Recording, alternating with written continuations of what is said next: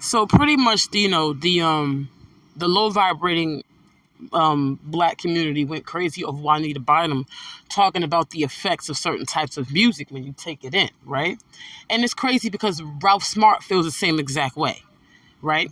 Um, Everybody, well, not everybody, most people understand that music is frequency, right? And frequency determines the level that where energy is, right? So if the music that you're listening to is lowering your frequency, then you can't have a clear mind. Then you can't understand when you should have fear and when you shouldn't have fear, right? Because this music is doing nothing but pumping in whole shit. It's pumping in nothing but materialistic shit. It's pumping in Balenciaga. It's pumping in fuck nigga free. It's pumping in throw that ass in the circle, right? So when all of these things are keeping you, and none of these sexual advances have to do with married people, right? Or committed people, right? Because if we take away, marriage certificates, it's really just commitment, right? So all these things go against that, right? But our mindset and what we've been taught to support these things, right? Why? Because all these things are in the line of capitalism and all these things are in the line with ego, right? Don't listen to these people. I'm gonna put Juanita Bynum's link in the description. I'm gonna put Ralph Smart's link in the description. I'm gonna put some other information in the description about music and frequency, right, and energy, right?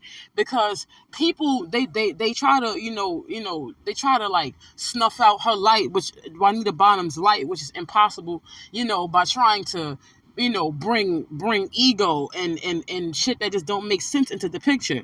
But nah, fuck that. You know what I'm saying? The information that Juanita Bynum gave us is the same information that Flight Boss has been giving us. The same information that Ralph Smart's been giving us. It's the same information that Lauryn Hill's been talking about. And people are just using Juanita Bynum as a scapegoat.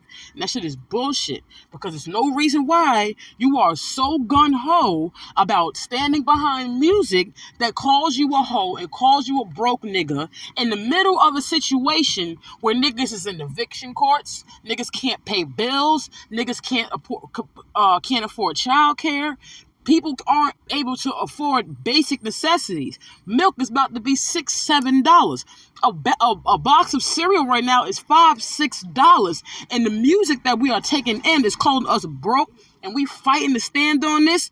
Something is wrong. Something is wrong up here in the mind. People say it's just entertainment. See, that is where you're correct. It is just entertainment. But it is no longer entertainment, right?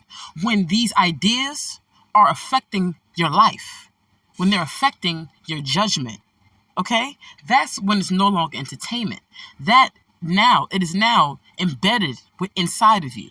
When, like, think about it, like this whole broke nigga, bust that ass open, it has become a culture, right? How can entertainment become a culture? When culture is used to govern groups of people, to give them structure. It's a question. And people say, oh, it's not that serious.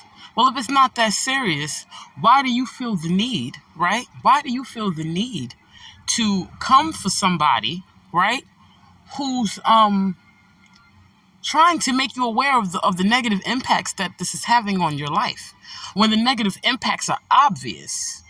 That ain't nothing but capitalism. That ain't nothing but ego. That ain't nothing but evil. There was a time where black people didn't like to be judged or profiled, right? But the culture, this new culture that we've established over maybe the past 10, 15 years, right? It helped us to profile one another, right? Right? But this ain't dangerous. Oh, okay. All right.